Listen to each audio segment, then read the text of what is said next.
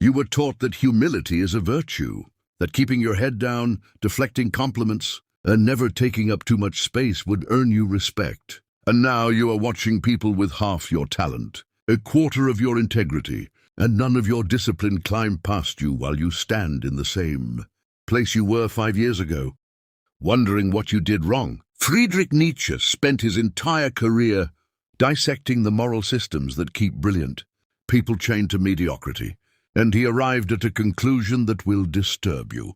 Humility is not a virtue. It is a control mechanism. It is a psychological sedative designed to keep dangerous minds from realizing their own power.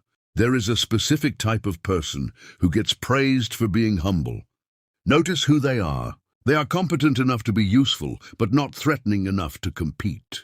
The system loves these people because they do the work without demanding the throne. Your humility was never about making you a better person. It was about making you a better servant. Think about the last time someone told you to stay humble. What were you doing when they said it? You were succeeding.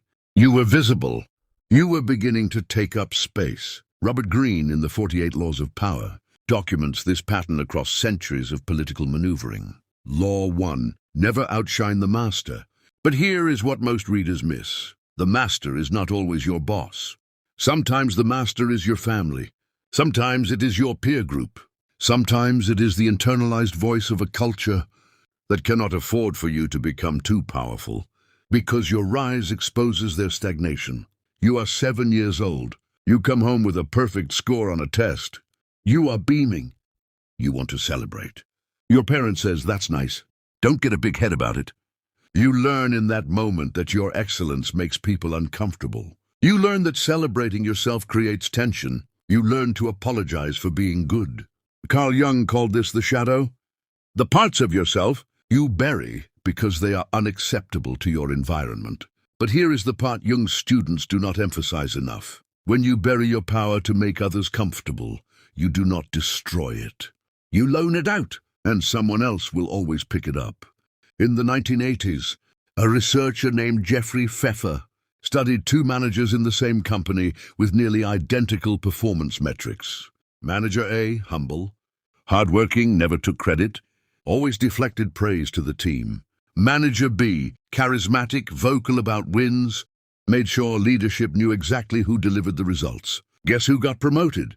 Manager B, every single time. Pfeffer's conclusion was brutal. He wrote, "In organizations, as in life, it is not the most competent who rise.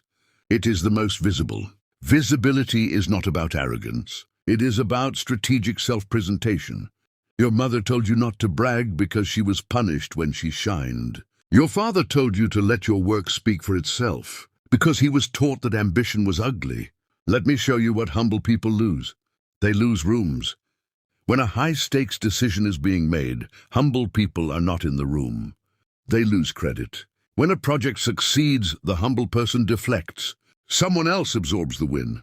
Over time, leadership associates success with the loud voice, not the quiet executor. They lose negotiation. Humble people do not ask for raises. They wait to be offered. They believe fairness is automatic. It is not. Compensation follows leverage, and leverage follows those who name their value out loud. They lose time.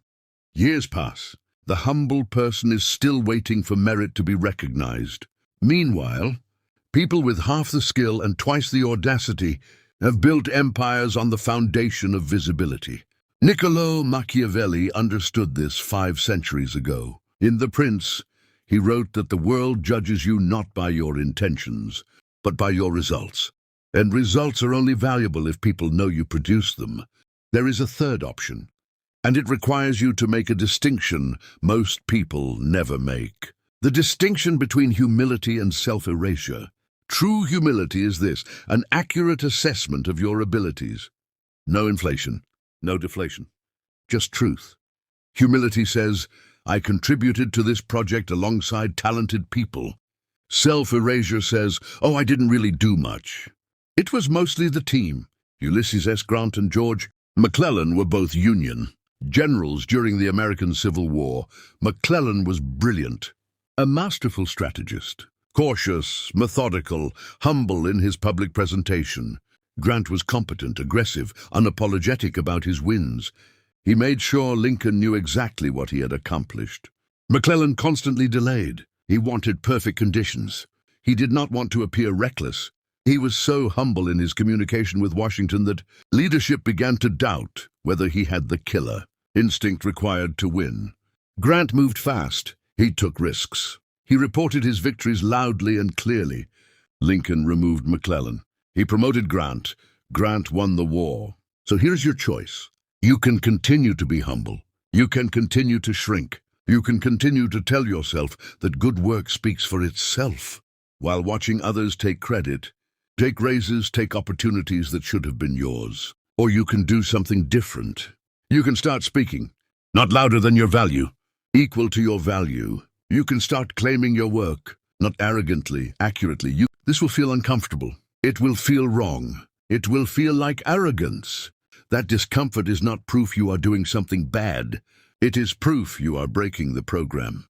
Nietzsche wrote, "You have your way, I have my way. As for the right way, the correct way, and the only way, it does not exist." But he also wrote this, "The snake which cannot cast its skin has to die. As well, the minds which are prevented from changing their opinions. They cease to be mind. Your humility was a skin that protected you when you were small. You were in the room. You built the thing.